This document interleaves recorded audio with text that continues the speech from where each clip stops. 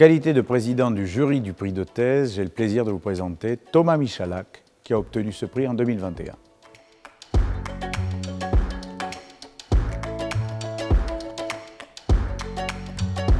Ce travail a pour objectif, d'une part, de souligner la singularité du juge politique dans l'ordre juridique français, et d'autre part, de dévoiler toute la délicatesse pour un corps politique investi d'une fonction juridictionnelle à se comporter comme un tribunal ordinaire.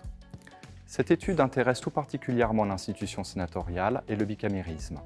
Son intitulé renvoie aux expériences judiciaires de la Cour des pairs, qui jugea une vingtaine d'affaires, et du Sénat de la Troisième République, qui fut érigé à 6 occasions en cour de justice. Ce sont les manifestations les plus marquantes de la participation d'une assemblée parlementaire à la reddition de la justice. Toutefois, l'ouvrage ne se limite pas à l'examen de la métamorphose d'un organe législatif en tribunal.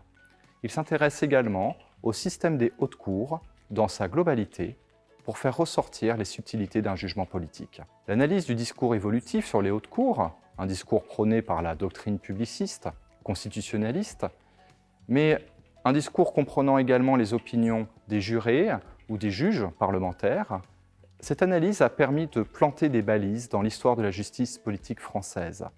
Elle révèle surtout les limites atteintes par les assemblées parlementaires dans leur fonction de juge pénal. Dès la Révolution, on a cherché à créer une haute juridiction à vocation pérenne et inscrite dans l'ordre constitutionnel que tout devait distinguer d'un tribunal d'exception. Pourtant, la tâche s'est vite révélée ardue, si ce n'est impossible.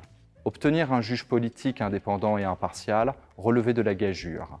Les infractions à la séparation des pouvoirs et à la spécialisation fonctionnelle des organes ont constitué des obstacles insurmontables à la reddition d'une telle justice.